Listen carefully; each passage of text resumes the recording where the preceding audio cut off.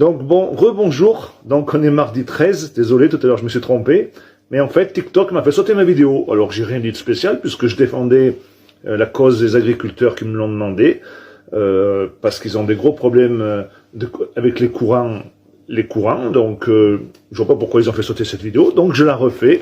Donc à la demande de 4 agriculteurs, de Stéphane Lebécher qui a perdu 275 taurillons, Frédéric Salgue à côté de chez moi il a perdu 100 vaches laitières, Laurent Meige 200 vaches et Luc Offray. Donc ces 4 agriculteurs, ils ont rencontré Macron et Fresneau il y a 1 an selon l'agriculture, ils les ont rencontrés après à Rennes, à Cournon, mais toujours le même blablabla, mais au final il n'y a rien qui avance, ils se foutent complètement de ces 4 éleveurs. Et il n'y en a pas que 4 en France, puisqu'il y a 25 000 exploitations qui sont touchées par des courants qui viennent en grande partie des antennes 4G, des antennes 5G, mais pas que, toutes les différentes sources électriques et aussi les éoliennes. Et les éoliennes peuvent même transmettre ce courant jusqu'à 30 km à vol d'oiseau en fonction de comment elles sont placées, si elles sont placées sur des rivières souterraines. Ils m'ont demandé, vu que je fais un petit peu de vues, d'essayer de porter ce problème, parce qu'en fait, personne ne les défend, les politiques locales ne les défendent pas, la FNSEA, bien entendu, ne les défend pas, donc on a l'impression qu'ils sont abandonnés, ils sont même plus qu'abandonnés, parce qu'ils ont des gros soucis d'exploitation, puisqu'ils ont des centaines de milliers d'euros qui ne sont pas rentrés sur l'exploitation, donc ils peuvent plus payer leurs emprunts, ils sont vraiment dans la merde noire comme pas possible, ils ont pour beaucoup des idées de suicide, ils sont très très mal, l'ambiance n'y est pas, quand vous avez plus d'animaux et que vous pouvez rien faire d'autre que d'avoir des animaux, qu'est-ce qu'il faut faire?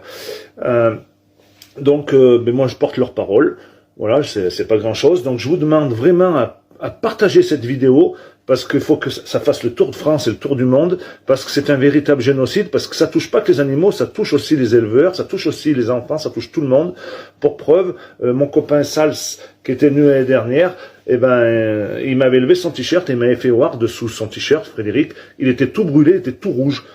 Donc ces ondes aussi, elles s'attaquent au corps humain, et il a été prouvé qu'il y a des clusters de nourrissons qui ont été réalisés parce qu'ils ont pas forcément une bonne immunité, les enfants, ils n'ont pas développé leur immunité, donc ils sont très sensibles à ce type d'ondes. Et en plus, ce qu'il faut savoir, c'est que ces antennes 4G ou 5G, elles sont souvent en hauteur, pour qu'elles aient une bonne emprise et une bonne divulgation des ondes, et souvent elles sont positionnées à côté des châteaux d'eau. Et les châteaux d'eau aussi sont souvent sur des dômes, pour que par gravité l'eau elle aille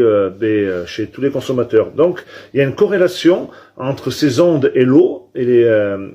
donc c'est comme ça que les vaches, ça passe sous terre, et elles ressentent vraiment ces ondes. Donc pour preuve, mon voisin, donc monsieur Frédéric, il avait un troupeau qui, avant de mettre l'antenne, il était à 40 litres par vache, 30 litres, 40 litres pour les meilleurs, et il est tombé entre 10 et 15 litres. Les vaches ne boivent que très peu, au lieu de boire 60-70 litres, elles boivent 10-15 litres, elles se couchent plus, elles sont